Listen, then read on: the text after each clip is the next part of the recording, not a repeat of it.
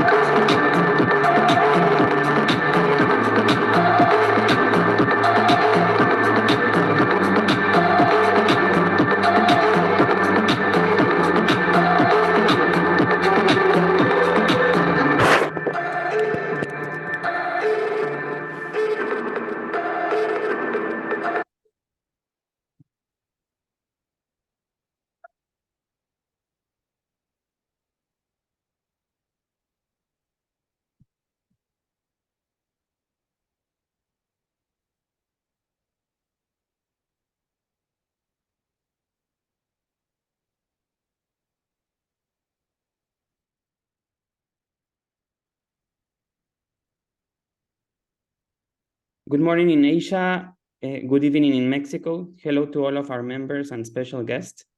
On behalf of the Asia CEO community, I would like to extend a warm welcome to all of you to our second webinar, Nearshoring in Mexico, the Mexico Moment, exploring nearshoring from different angles, banking, legal, and trade. At the Asia CEO Community Mexico chapter, our primary objective is to foster collaboration and knowledge sharing between Asia and Mexico by creating a strong network through the Asia CEO community. We aim to facilitate fruitful partnerships, exchange ideas, and leverage each other's strengths to drive mutual growth. With our more than 17,000 members, we are sure we can create the impact we are looking for. To start, Garza will make a short recap of our first webinar for those of you that didn't have the opportunity to join us.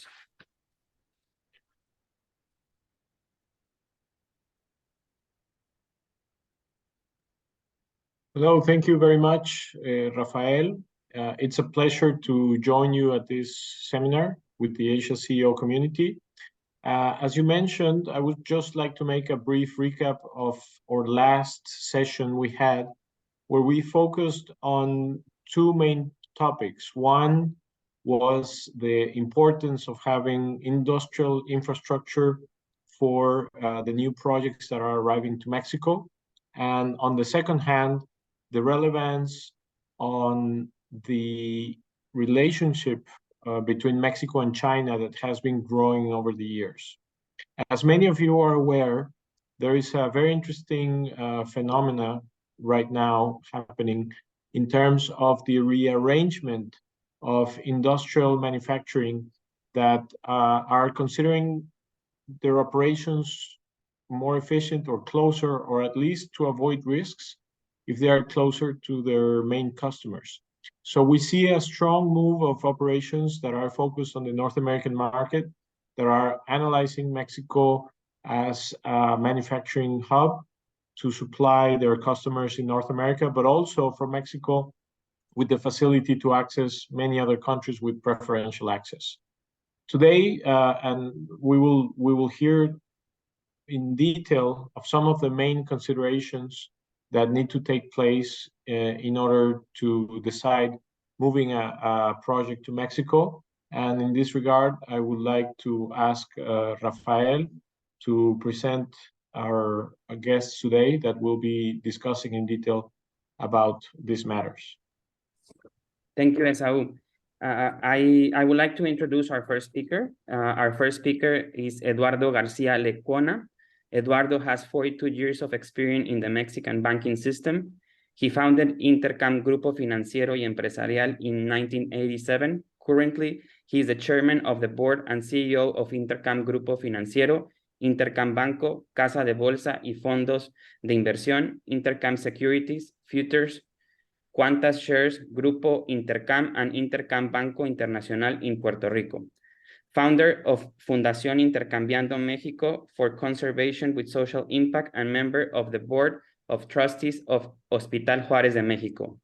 He's an industrial engineer, graduate from Universidad Iberoamericana with a postgraduate degree in economics, engineering, and production management from Columbia University in New York, and a diploma in the high management program of corporate governance in the program of the Pan American Institute of High Management, as well as the investment decisions and behavioral finance program at Harvard Kennedy. He's also a member of Singularity University.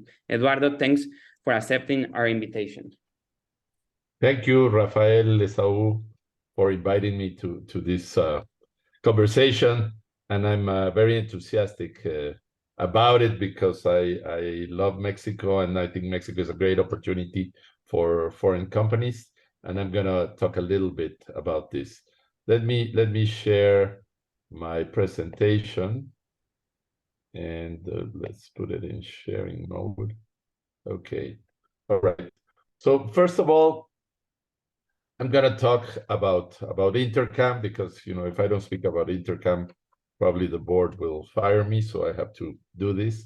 Then I'm gonna give you some facts about Mexico, and then I'm specifically going to speak about nearshoring and the opportunities that Mexico can offer to any foreign company that wants to do business in America. So Intercam, as Rafael was mentioning, was founded in 1987, and since we started our business, we position ourselves as a financing servicer for exports and importers. Our main line of business is foreign exchange and international payments, but we also offer credit, trust, derivatives, letters of credit, investments, insurance, and all financial products to any company and corporation, either national or foreign, that has to do or wants to do any kind of import-export activity and production activity in Mexico. We have a philosophy that we call humanism, financial humanism, and we don't want our customer to be a number. We believe that we are humans dealing with humans, and we always keep this personal contact with our customer in order to understand their needs and advise them and assist them in what they need to do in Mexico and worldwide. We speak English, we speak Korean, we speak Japanese, and we speak Mandarin. We have presence in 25 states of Mexico. Basically, we are in all the capital cities of all the states, specifically in the nearshoring areas, which is the center of Mexico. Now I'm going to talk a little more about this. And in the north of Mexico, we have presence in all the border with the United States, the border towns, and all the ports in Mexico, in the Pacific, and in the Gulf of Mexico. We have digital banking. We have 5 digital access points so that our customers can do their financial operations from any place at any time. And of course, transparency and data security is a priority for us. We know how valuable is financial information and personal information, and we do a good job on keeping this for our customers. And now let's talk a little bit about Mexico. And I think Mexico, we can talk about Mexico in terms of geography, in terms of personnel, of human resources, in terms of infrastructure. And I'd like to speak about Mexico as a country. We're the 16th largest economy in the world, the second in Latin America. We have a population of 130 million people, which is 10th in the world. And the piece of data that is very important, specifically if you're talking about nearshoring and moving your production facilities to Mexico, is that the average age of the Mexican population is 29 years old. So we have a very large, important group of qualified people that can work in your businesses when you move to Mexico. Mexico is also one of the most beautiful and visited countries in the world. We had in 2022, 38 million tourists coming into Mexico. We have beaches, we have history, we have food, we have deserts, we have anything you need. It's very exciting to visit Mexico as a tourist also. Some more information about Mexico. Mexico opened its economy formally in 1994 after signing the North America trade agreement. And before that, we were mainly an oil exporting country. But if you see these graphs now, and if you see the graph in the right, those bars are the mix. The green bar, which should be a black bar as in oil, is our oil exports, and the blue bar is our manufacturing exports. So we no longer are an oil on the only economy. We export a wide range of products. On the left, you see the GDP composition by sector. We have a very important primary sector. It's a net exporting industry. Our secondary sector is also very active, and our tertiary sector, finance services, is growing in a very important way.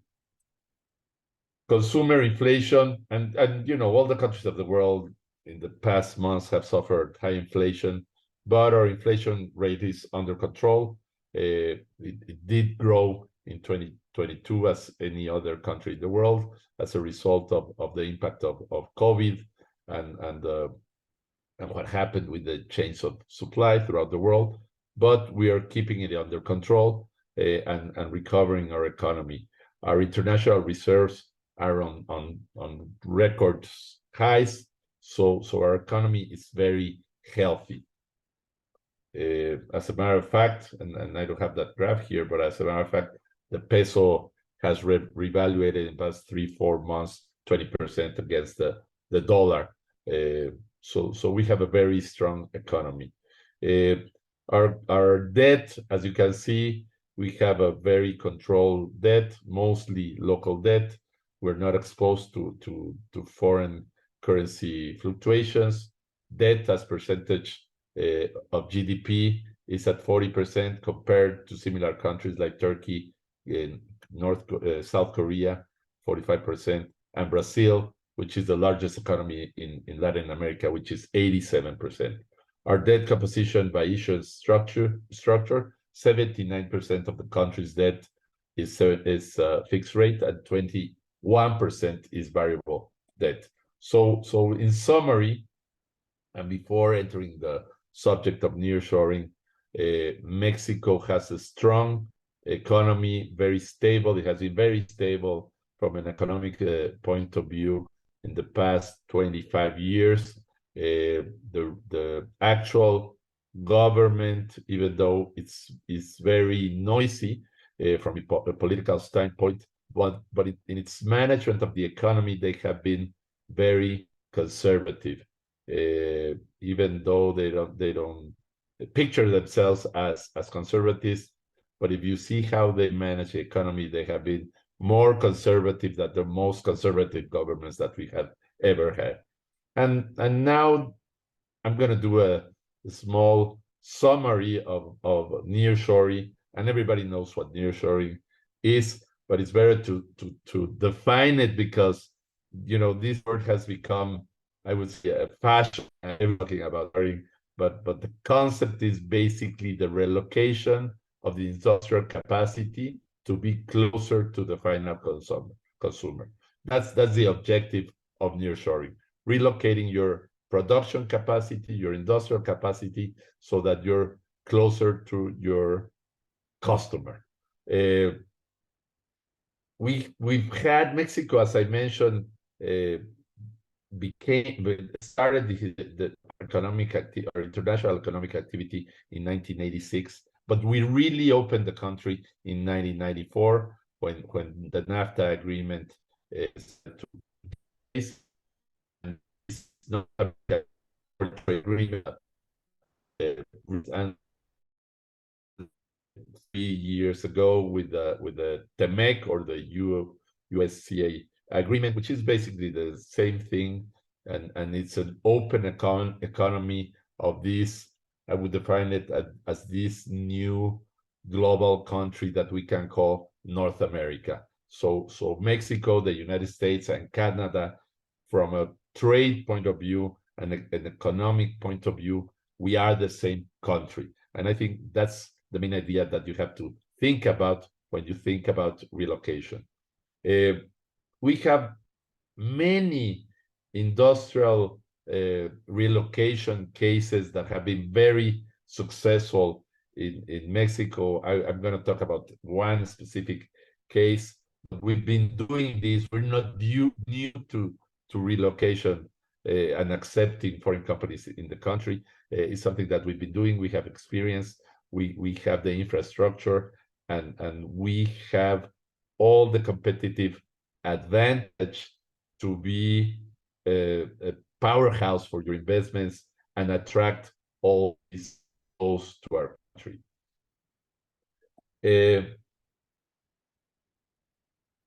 And I'm going to talk about a specific case, which is the automotive industry, and that started I would say that manufacturers started moving their plant.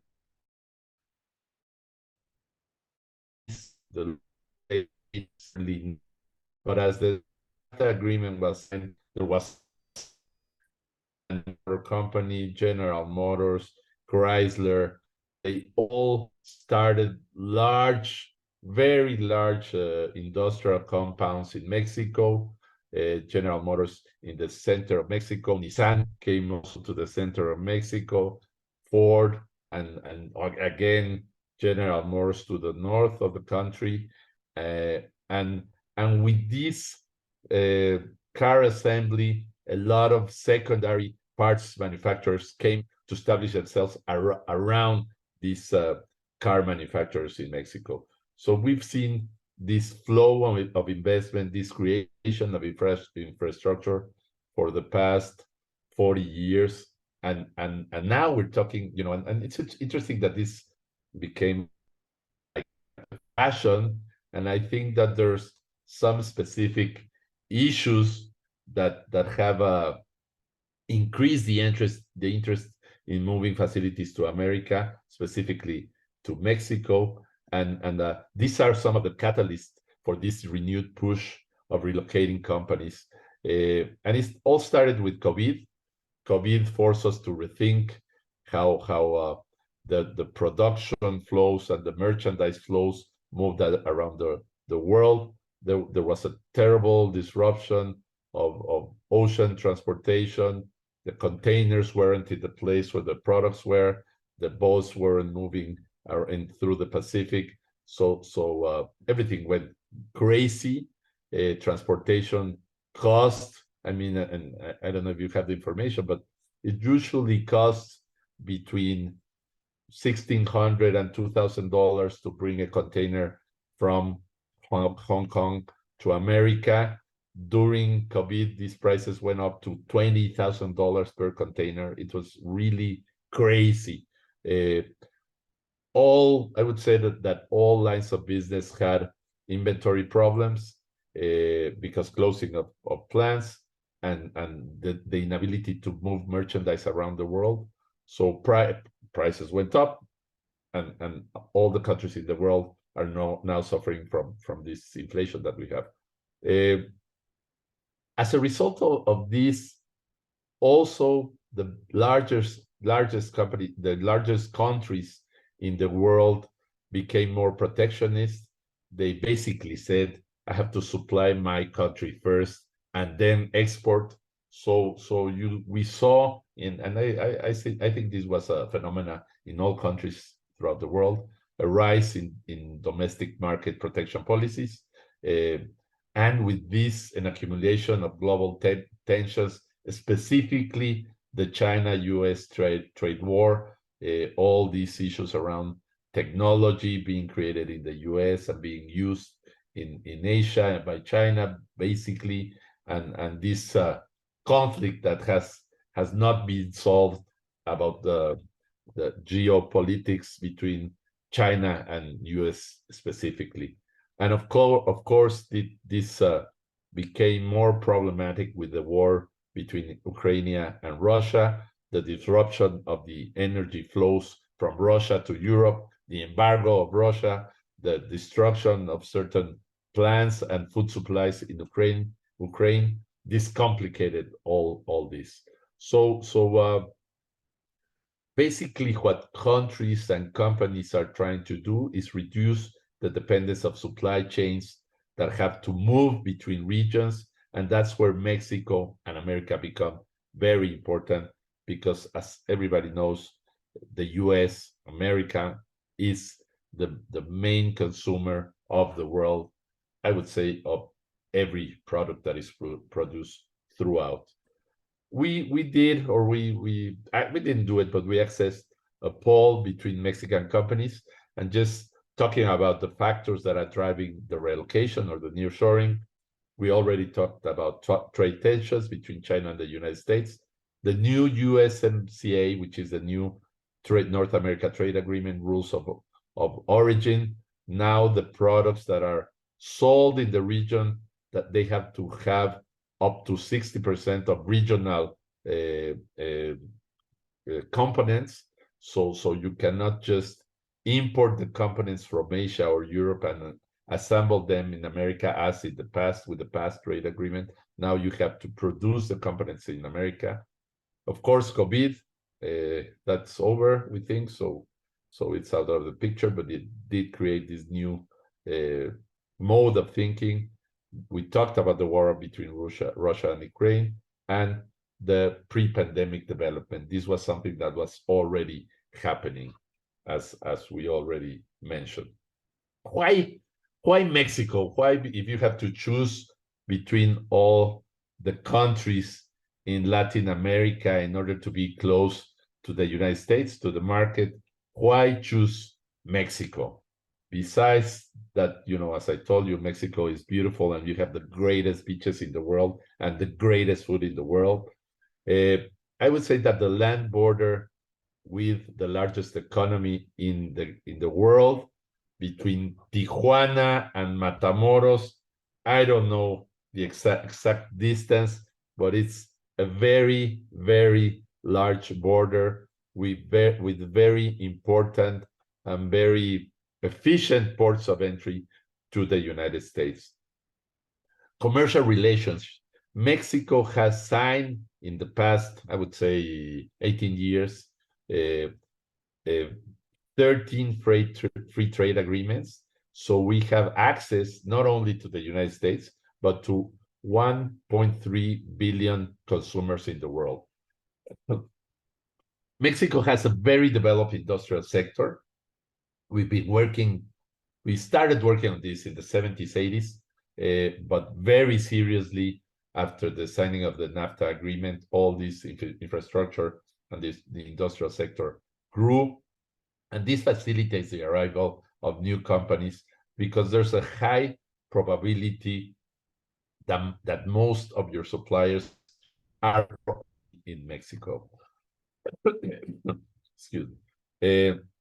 Labor, I already mentioned, the average age of Mexicans is 29 years old. We have 130 million inhabitants in the country. Of these 130 million, I would say like 70 million are in the workforce, men and women that are prepared, that are skilled, professional and technical, and so you can find labor in Mexico. You have to hurry because all these new companies are coming in and they're hiring everybody. And I'm as you can see in my presentation, I haven't mentioned the cost of labor, because the cost of labor, it's not our competitive advantage, I think, is the qualification of the labor that you're gonna find in Mexico in the young population. And talking about finance, we have very developed and very deep capital markets and debt markets. In Mexico, you will find 50 banks. Of these 50 banks, 7 of the largest banks in the world have a presence, and you have medium-sized banks as us that are very active, helping new companies establish themselves in Mexico. We can do project credit, we can finance your production, we can finance your chain of supply, we can do letters of credits, guarantees, we can finance your plant. So you'll be able to find all your needs with Intercam or with all the other banks that are in Mexico.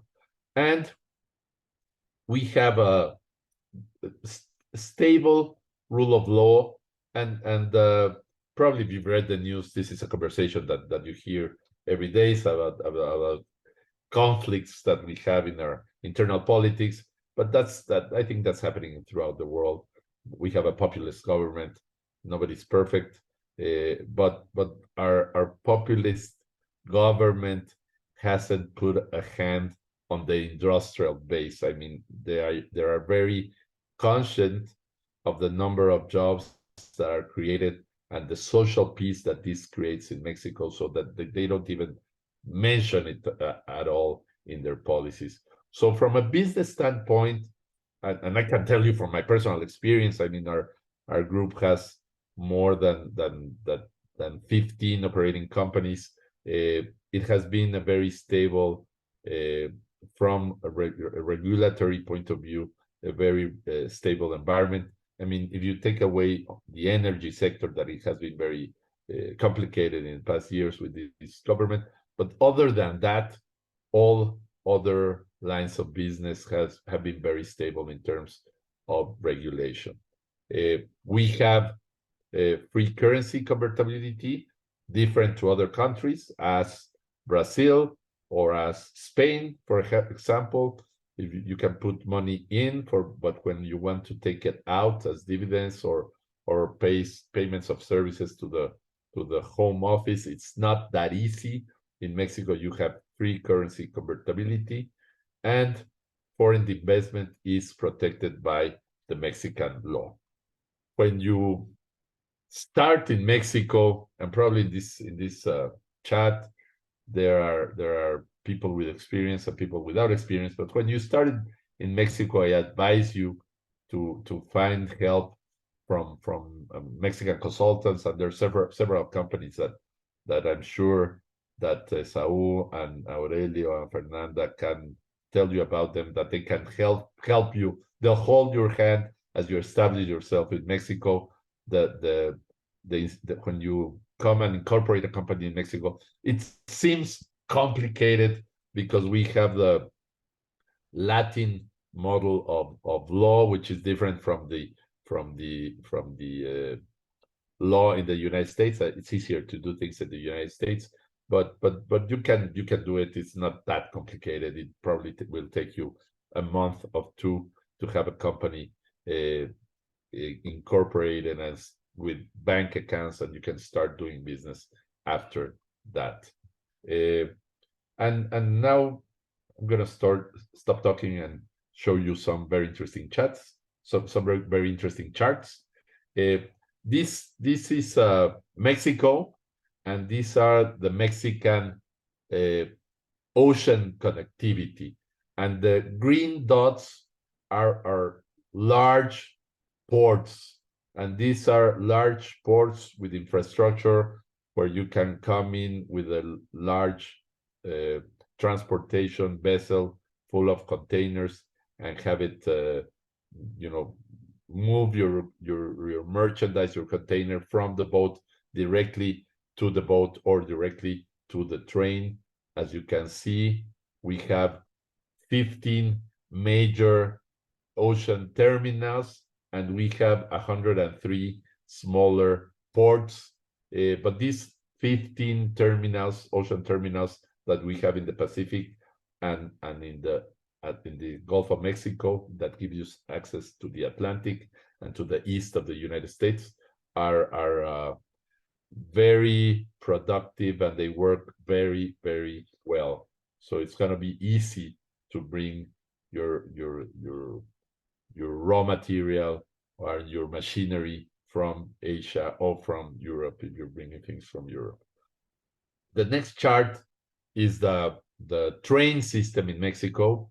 The train system in Mexico, that I can tell you that this has happened in the last probably 15 years. It has been modernized. It was privatized because it was owned by the government with not a lot of investment, but it was privatized like 15 or 18 years ago, and the lines grew, the trains were modernized, and as you can see, we have huge connectivity from the major ports in the Pacific and the Atlantic through train to all the center of the country and the north of the country and the border towns, so that you can establish your production facility or your commercialization facilities or your assembling facilities and prepare your merchandise to export to the United States.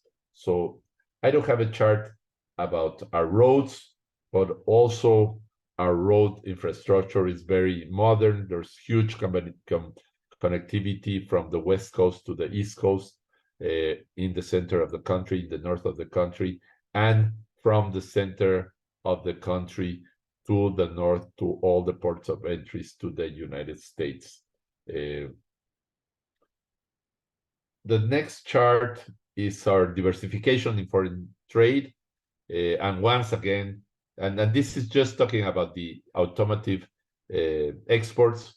The red line is oil exports, and the blue line is auto exports. And this drop that you see here in May of 20, it's basically the closing of the plants due to COVID. But we have a very active trade activity in the car industry.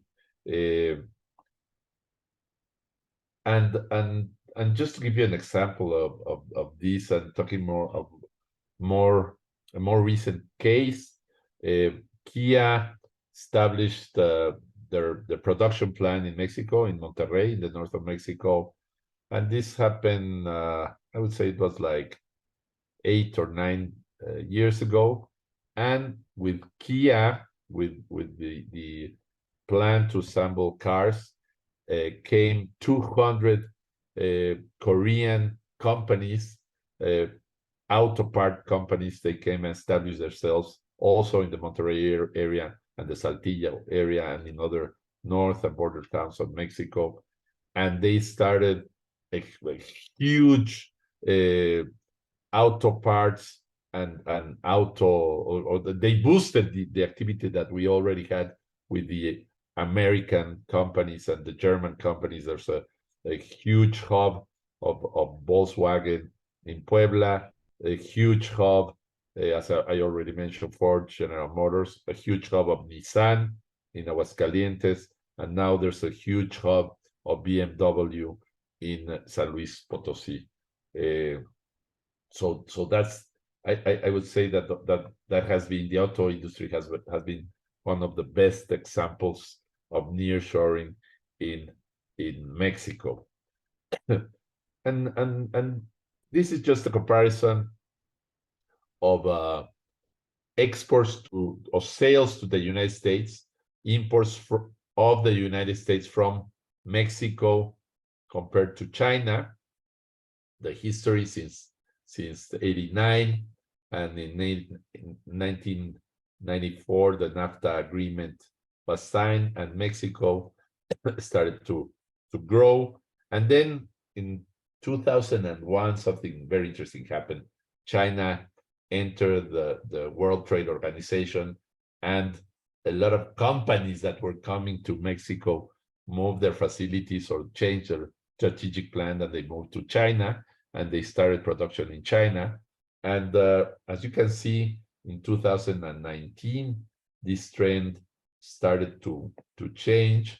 Before the pandemic, companies started to move to America, and of course with the pandemic, this trend changed, and now Mexico is very close to China in sales to the United States.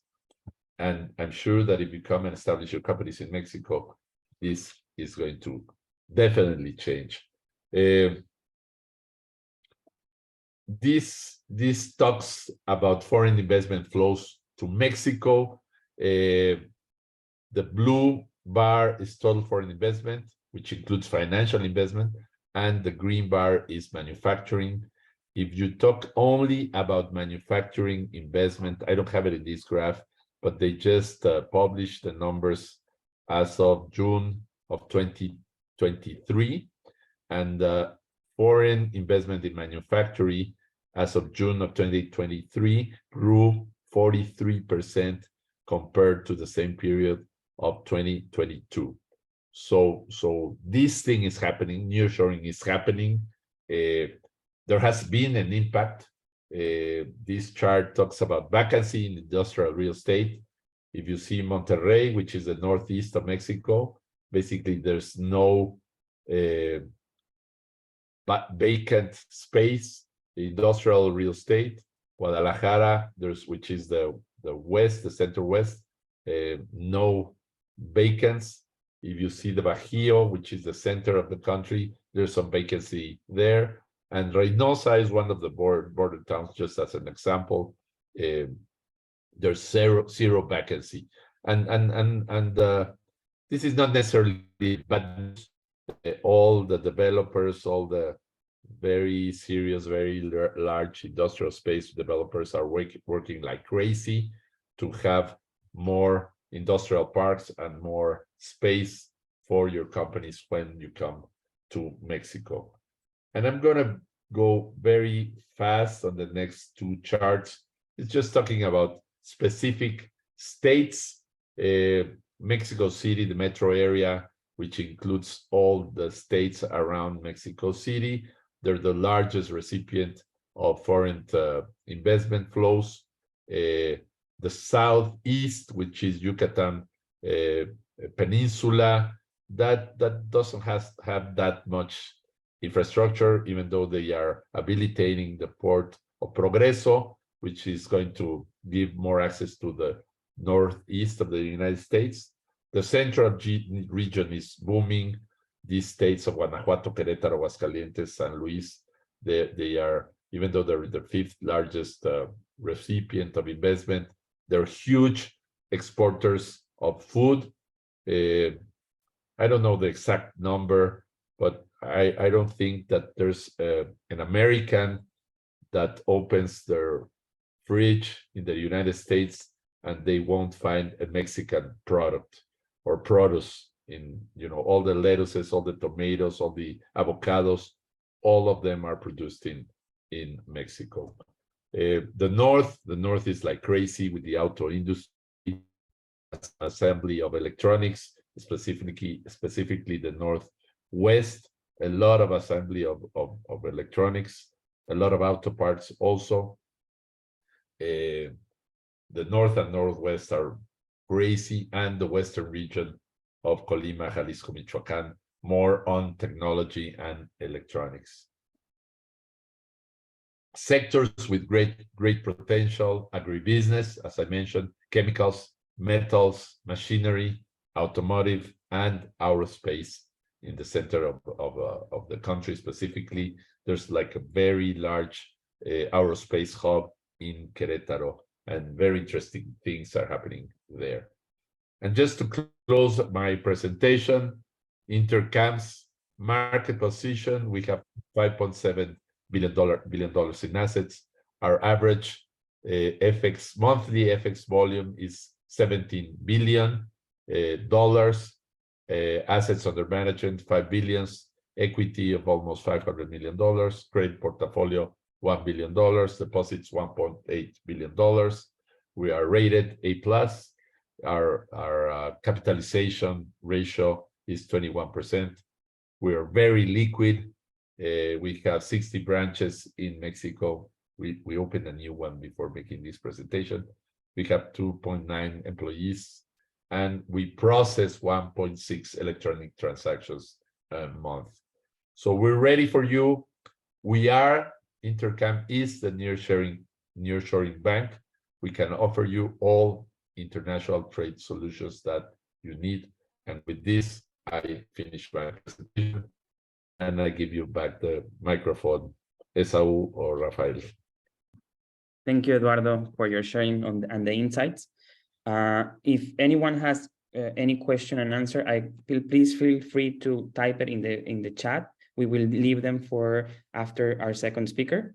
And I now will introduce our second speaker, Fernanda Garza. Fernanda Garza is a partner at SMPS Legal and heads of the competition and antitrust and international trade practices. She has over 20 years of experience advising national and multinational companies in such disciplines. Fernanda has a recognized international public-private career that includes having been part of the negotiation team of the trade agreement on behalf of Mexico and having worked as an international official in Switzerland at the World Trade Organization. On international trade, she can provide a unique vision given her domestic and international experience in the field. Fernanda has advised national and international clients on customs law and international trade consulting, export and manufacturing promotion programs, and the application of the international agreements. Prior to joining SMPS Legal, she worked in the antitrust and international trade teams of several leading Mexican law firms and served as director of proceedings at COFECE, where she led participated in numerous antitrust proceedings. She also served as an international official in the Legal Affairs and Rules Division at the WTO headquarters in Switzerland. Fernanda worked for the Mexican Ministry of Economy, where she negotiated free trade agreements on behalf of Mexico, including the Comprehensive and Progressive Agreement of Trans-Pacific Partnership and the Pacific Alliance. Fernanda has been recognized by legal directories such as the Chambers and Partners, Legal 500, and Best Lawyers. Welcome, Fernanda, and thank you for accepting our invitation. Hello, everyone. I first want to thank the Asia CEO community and in particular, Rafael Vega, for this invitation. It is a privilege to be able to speak to this audience. As Rafael already explained and in full my biography, I'm a partner and head of the international trade practice in a leading transactional full service law firm in Mexico City, which is SMPS Legal. The small commercial on my side is that we are very much specialized in nearshoring projects across the different legal practices. And I will talk about the nearshoring with a perspective focused on international trade.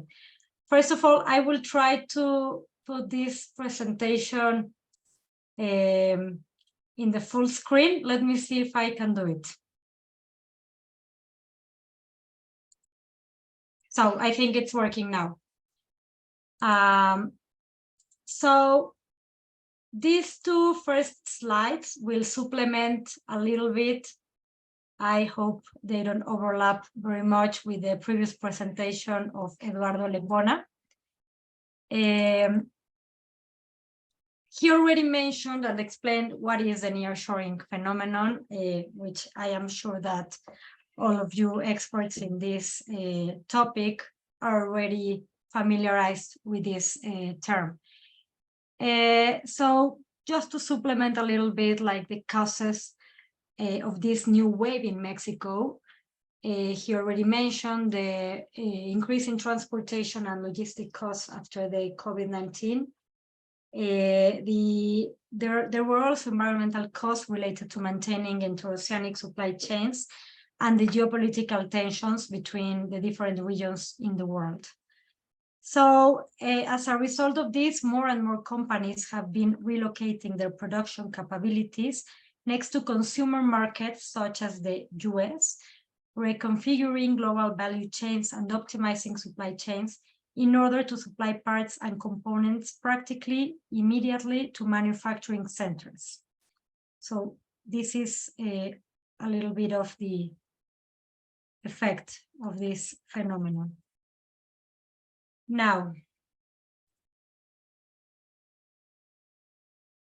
so I have here 7 explanations or lines of ideas why Mexico is a unique location for the attraction of investment as a result of the nearshoring phenomenon. First of all, the first 3 aspects that I am going to explain are related to Mexico's geography. So first, Mexico's geography is convenient for a number of reasons. Its proximity to the USA makes it attractive, since the cost of logistics and transportations are lower than the comparative cost of exporting from other countries. Second, Mexico, if you see the map, is located in the middle of the continent and has access to both the Atlantic and the Pacific Oceans, providing unparalleled interconnection with different regions of the world. Third, and related to the last point, in 2018, Mexico announced a strategy to develop infrastructure for different industrial projects in the southern region of the country. This geographical region is the narrowest area of the country between the Pacific and the Atlantic Oceans. And in 2023, the government relaunched an old milestone project called the Tehuantepec Interoceanic Isthmus Corridor.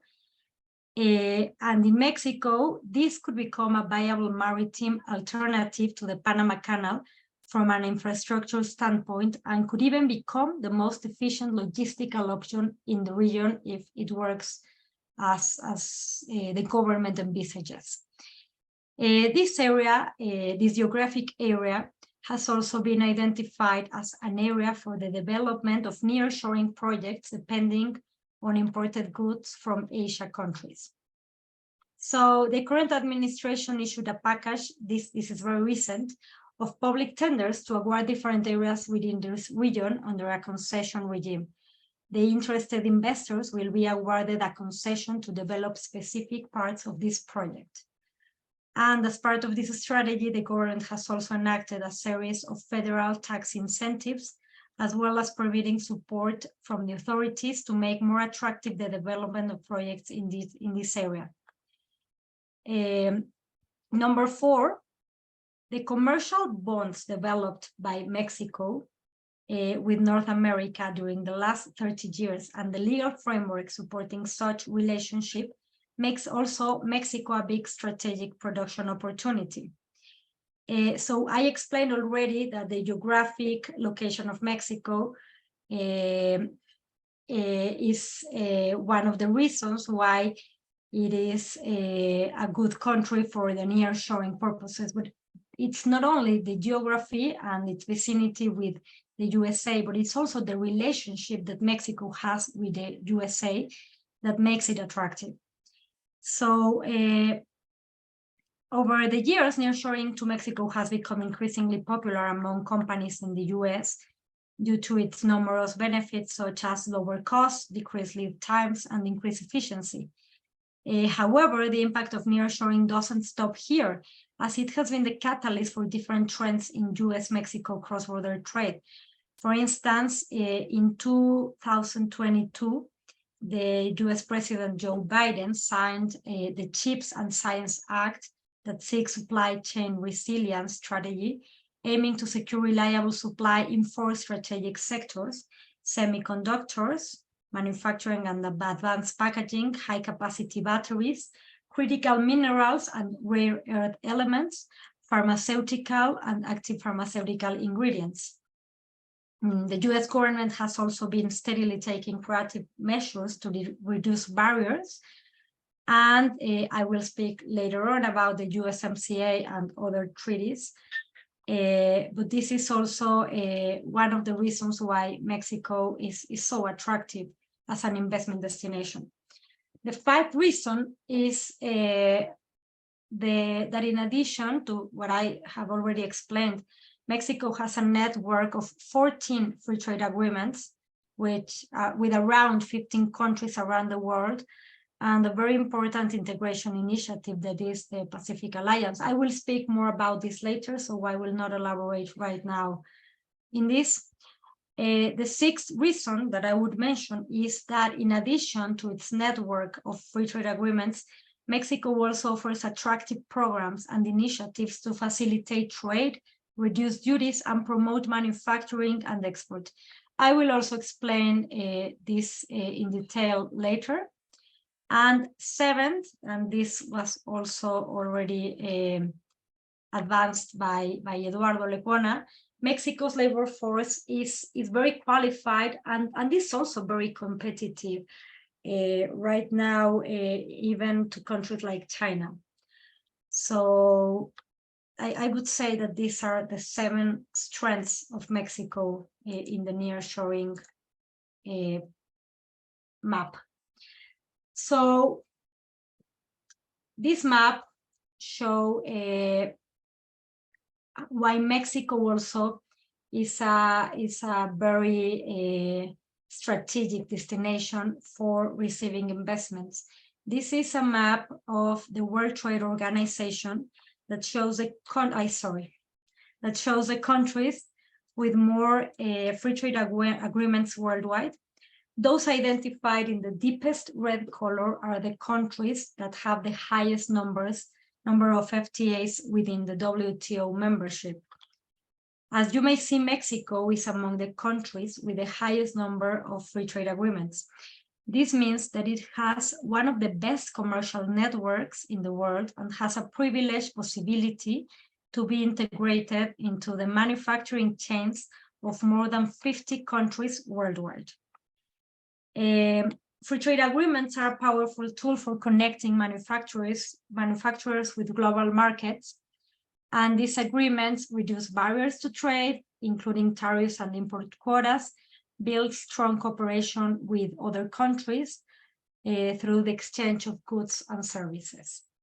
So here you can see another reason why Mexico is an interesting destination. Now, this map is also, I think, that very visual and interesting. In this slide, you may identify all the countries with which Mexico has a commercial agreement and thus has preferential access and integration into their value chains. All the countries that have a color in this map are those countries that have an FTA with Mexico. As you can see, Mexico is connected through its free trade agreements with 4 continents. And I will speak a little bit more about the free trade agreements, but you can see, and this is very interesting, the integration with Asian countries.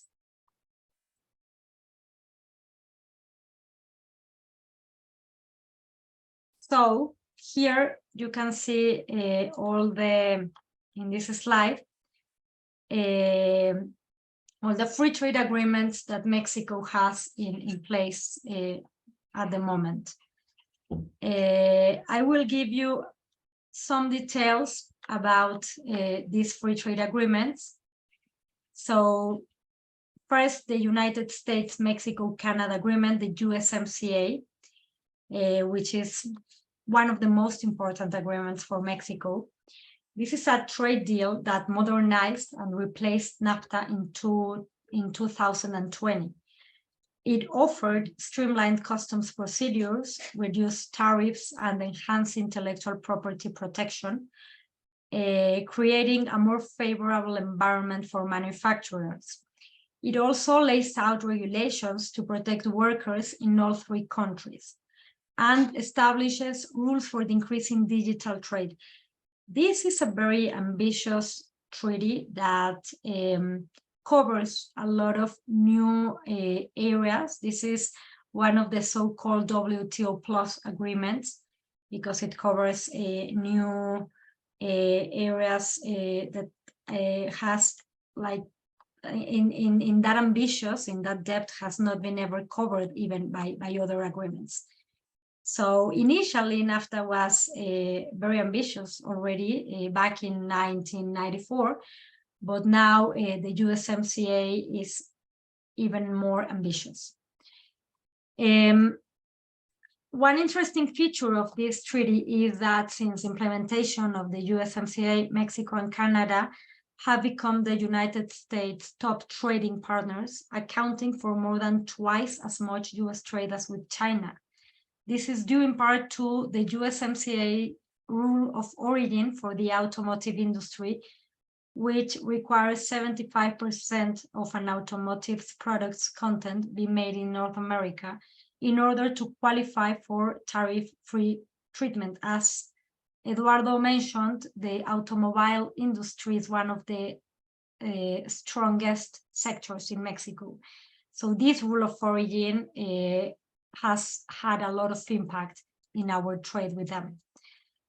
The USMCA is also a fundamental pillar to provide legal certainty to nearshoring projects and create an integral North American manufacturing industry and cross-border supply chains. Some of the principal rules that are most relevant to nearshoring investments in the USMCA are duty-free treatment for originating goods, rules for transparency in import licensing and export procedures, rules to limit restrictions to use local distributors for importations, rules to eliminate import restrictions on used goods to remanufacture goods, and rules of origin. Like many other free trade agreements, and this is also interesting, for countries like Asian countries, especially those with which we don't have a treaty, as China, the USMCA establishes a de minimis rule allowing non-originating materials to be used in a good for up to 10% threshold without it being determined as non-originating. This rule provides greater flexibility to producers in the North American region, promotes trade and the utilization of the benefits of the USMCA, as it increased the de minimis threshold previously provided in its predecessor, the NAFTA. So this is an interesting feature.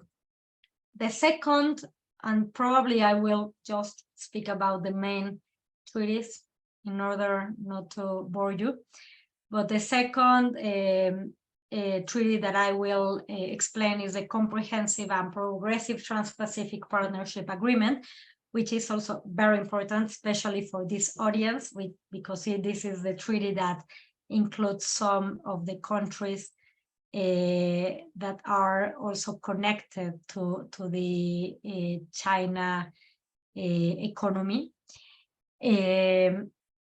This is an international trade agreement between Mexico and Australia, Brunei, Canada, Chile, Japan, New Zealand, Malaysia, Peru, Singapore, and Vietnam. And recently, the UK has joined the agreement. Mexico ratified this agreement in 2018. And interestingly, the figures of the CPTPP, the countries are home to 500 million people, 13% of global GDP, and 15% including the UK. And it's a popular initiative. A number of other countries have also expressed interest in joining this massive Pacific area free trade agreement. A little bit about its content. The CPTPP agreed to eliminate virtually all tariffs and import charges on other members' products. This includes duty-free imports for more than 89% of tariff lines among the countries that are part of this agreement. Members also accept common obligations on food regulations, environmental protection, the digital economy, labor and financial services, among other areas. And as I mentioned, this is a very important agreement for Mexico, since it unlocks market access with Asian economies such as Vietnam, Malaysia, and Singapore. The third agreement that is also very important for the Mexican economy is the EU-Mexico trade agreement. In 2018, Mexico and the European Union reached an agreement in principle to update their trade agreement, replacing the EU-Mexico Economic Partnership that dated to 2000. And this bilateral trade agreement will allow EU firms to sell more services to Mexico and make commitments to protect workers' rights and the environment. This is some of the also, as I mentioned, in the case of the USMCA, and that applies to the CPTPP. These are some WTO plus agreements, chapters or provisions, which means that are these disciplines that are not the traditional disciplines that are found in the old free trade agreements. These are new disciplines and therefore make all these agreements more ambitious. Under this agreement, 99% of products eventually will be traded between the membership, and for the remaining, in a duty-free basis, and for the remaining 1%, that includes dairy and meat exports on both sides, customs duty may be eliminated over time. This agreement also has an automotive industry rules of origin of 45% maximum for non-originating material. And it simplifies customs procedures to streamline industrial trade and lay out a clause of the free flow of data and protection of investments. Now, another treaty that is very recent and is interesting is the UK-Mexico Trade Continuity Agreement.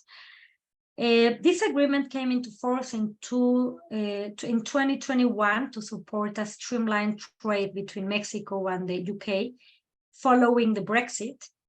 The continuity agreement sets provisions for preferential rates for imports, protection for intellectual property, and rules for trading services. And the two countries are right now continuing negotiations towards a permanent free trade agreement. Another agreement with European countries is the Mexico-EFTA states free trade agreements. The European Free Trade Association states includes Iceland, Liechtenstein, Norway, and Switzerland. So this agreement was signed in 2000 and became enforceable in 2001. This is one of the traditional set of agreement. It includes progressive tariff removal. It covers trading services, investment, and public procurement. Then moving a little bit out of that region, we have the Central American Mexico Free Trade Agreement. This free trade agreement brings together the earlier separate agreements between Mexico, Costa Rica, and Nicaragua, and the Northern Triangle made up of El Salvador, Guatemala, and Honduras. And this culminated in a comprehensive multilateral agreement that was formalized in 2011 and subsequently ratified in 2013.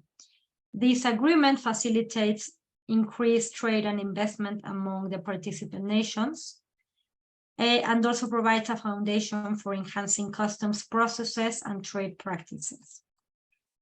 The next agreement is the Pacific Alliance. The Pacific Alliance is more a commercial bloc that is formed by Mexico, Chile, Colombia, and Peru in 2011, and includes 61 observer states, which have the opportunity to become members under certain conditions. The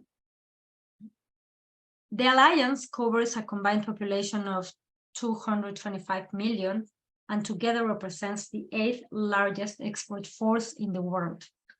With its ratification, alliance members commit to promote a better quality of life for their citizens and foster integration with a vision of inclusive development. The alliance also integrates the 4 national stock markets. This is something interesting about this bloc. Removes restrictions on inter-alliance visas and opens joint international trade missions. It also prioritizes private sector cooperation as it promotes free trade that contributes to generating greater competitiveness and development. I think I will go faster with the next free trade agreements. I don't want to bore you. So we have also bilateral agreements with Chile, with Colombia, with Peru. I will stop a little bit and elaborate in the Mexico-Panama Free Trade Agreement. This is interesting. This agreement entered into in July 2015 to strengthen the bilateral relations between these two countries and ultimately support economic growth and the prosperity of both nations. This agreement also sets the stage for Panama to eventually join the Pacific Alliance. For countries to be able to access the Pacific Alliance, they have one of the requirements is to have bilateral treaties with the members that are already in this area, in this bloc. This free trade agreement also lays out provisions around of origin, intellectual property rights, dispute resolution, sanitary and phytosanitary measures, all the disciplines that you can also see covered by the WTO itself. And it is also important that lays the foundation for a major commercial corridor in the continent. We then have also some bilateral free trade agreements. We continue on those that are the Mexico-Uruguay, Mexico-Japan. This is also a very interesting agreement, the one with Japan, because this is the first agreement that we had with an Asian country. This dates from 2004. And through this agreement, Japan gained expanded access to the Mexican market and entering into the North and South American markets via Mexico and its extensive network of free trade agreements. Then we have the Mexico-Bolivia agreement also, and the free trade agreement was signed in March 2000 to increase bilateral trade. This agreement helps Israeli exporters compete with American products in Mexico and advance joint projects in communications, agriculture, infrastructure, and planning services. This free trade agreement covers trading goods, government purchases, safeguards, and dispute resolution, and strengthens cooperation between the two countries. From the agreements entering into force in 2000 through 2021, total bilateral trade between Mexico and Israel increased by 304%. Today, Israel is Mexico's leading trading partner among countries in the Middle East. So this is why this is also an interesting free trade agreement. So about free trade agreements, I will leave it here. I just wanted to point out the diversified destinies of partnerships that we have in from a commercial point of view. So the end, more or less, of this presentation will be to focus on also what I believe that is a very strong tool that Mexico has to attract investment, that are the international trade, manufacturing, and export promotion programs. So for all those countries with which we don't have a free trade agreement, these programs are very attractive. So as I mentioned, regardless of the tariff preferences that might be applied under the FTAs, when the goods qualify as originated in one specific region covered by a treaty, Mexico has also these programs to promote the import, manufacture, and export of goods. There are programs and certifications that international companies doing business in Mexico can apply for to save on their import and export taxes, tariffs, and duties. And the main programs that we have are the IMEX and the PROSEC program. The IMEX program was formerly known as the Maquiladora program. And this is a very old program that was initially established in the 1960s, even before Mexico was part of the GATT and before the NAFTA, as a way of encouraging investment from foreign companies, strengthening the border economy, and alleviating unemployment issues. With the approval of NAFTA in 1994, the program started booming, and in 2006, the Mexican government simplified compliance requirements and gave the program its current name, IMEX. The program is designed to attract foreign investment and bring economic growth in Mexico through the industrial manufacturing and the export of goods and services. IMEX has become one of the most beneficial programs for foreign companies manufacturing in Mexico, attracting a large number of investors and making it one of the country's most successful economic development programs. This program allows the temporary import of goods necessary to be used in an industrial or service process for the manufacture, transformation, or repair of goods of foreign origin, imported temporarily for export or for provision of export services, without payment of the general import tax. In addition, businesses that are not considered as having a permanent establishment, these businesses are not considered as having a permanent establishment for purposes of income taxes. So this is also an interesting feature. The IMEX program offers a range of benefits and incentives to companies engaged in manufacturing activities that are intended for export. By participating in the program, businesses can take advantage of various advantages. They can, for instance, apply to the import and for the value-added tax certification. They can have import and export facilitation, simplified administrative processes, and flexibility and cost efficiencies.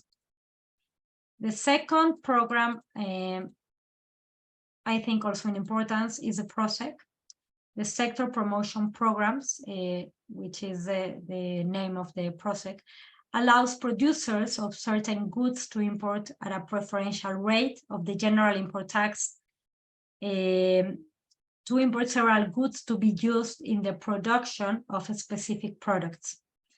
The goods produced may be destined for the domestic market. This is an interesting feature, and they do not need to be exported.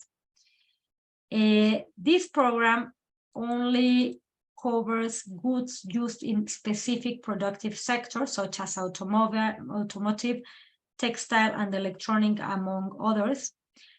And it specifically benefits legal entities that produce those goods by allowing them to carry out imports with a preferential duty rate, the general import tax.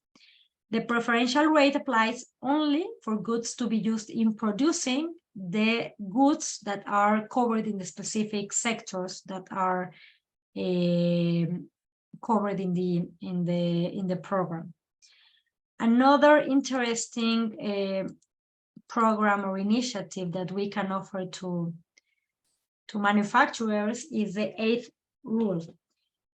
This is an additional permit that can be used in conjunction with PROSEC and allows companies in the PROSEC program to import machinery and equipment, inputs, materials, parts, and components that will be used for specific projects or products to be manufactured or assembled in the country, exempted from import duties.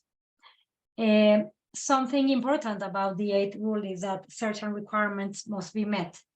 There should be a non-existence or insufficiency of national production in order to be able to get the 8th rule benefit. So another interesting, this is a certification, not program, is the value-added tax or special tax certification. This is a certification that applicants may get combined with the IMEX program. This certification allows companies to receive full credit for value-added tax, import taxes, and also for the special production taxes. It allows companies to import materials and machinery completely exempt from value-added tax. And this program will allow the companies to take full advantage of the cost savings in taxes available to companies manufacturing in Mexico. So this is where these programs begin to become interesting, because importers could begin to combine different programs and get combined and additional benefit from one another. Well, the not so positive part of this program is that in order to be able to apply, the production should already be in place, and applicants cannot apply before 12 months after starting operations. But the benefits are very, very nice. Here we have other 3 promotion programs or certifications. So we have the authorized economic operator. So the main objective of this program is to strengthen the security of international trade. It's not to bring benefits in customs or in the cross-border transactions, but by having this program, it also offers additional economic incentives that translate into the facilitation of trade, such as allowing companies to extend the period for temporary imports under IMEX from 18 months to 36 months.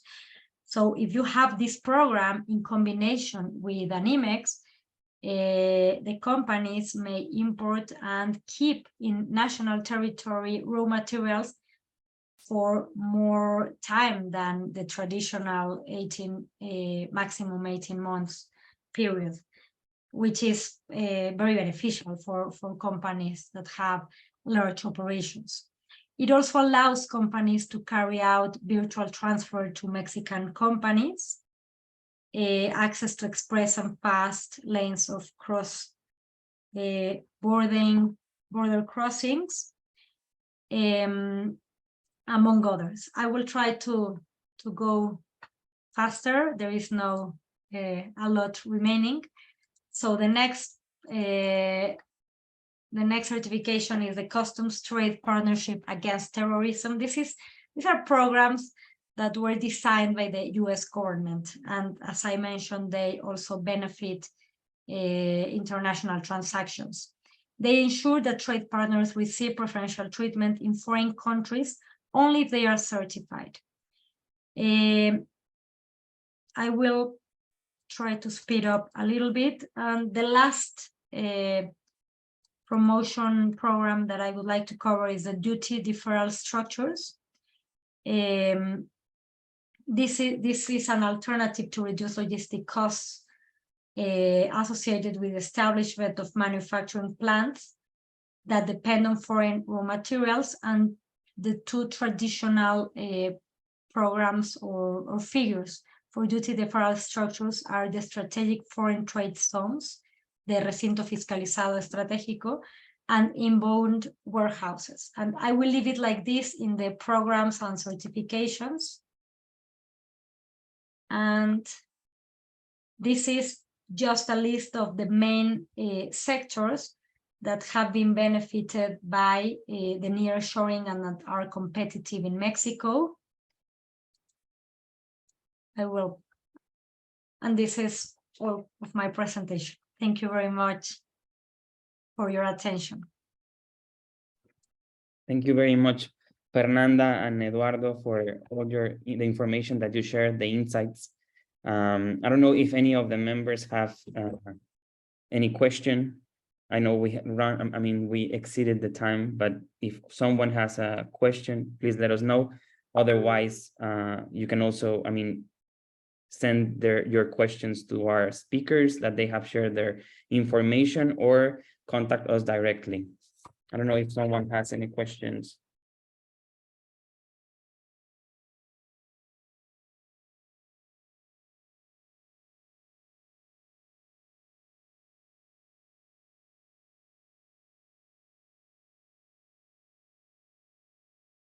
Any questions?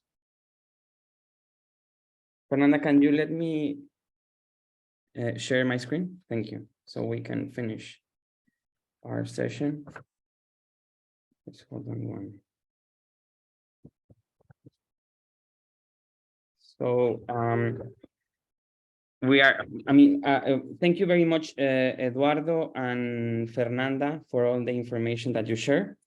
Furthermore, we are pleased to inform you that we will be organizing a 6-day trip to Mexico for those who are interested in experiencing firsthand the opportunities that Mexico offers as nearshoring destination. During this trip, you will have the chance to immerse yourself in the Mexican culture, gain valuable insights into the potential of nearshoring in the country, and connect with key people. If you are interested in participating in this trip or would like to obtain more information, kindly send an email to the Asia CEO community or contact us directly. It will be an enriching experience and excellent opportunity to strengthen our connections and knowledge in the field of the nearshoring. We look forward to your enthusiasm and participation in the upcoming webinars and this exciting adventure in Mexico. Thank you everyone for participating. Thank you to our speakers. Thank you, SAU, for your time. And in September, we will have our third and last webinar. Thank you very much. Thank you. Thank you very much. It was a Adiós, pleasure. Rafael. Thank Adiós, you. Esaú. Adiós.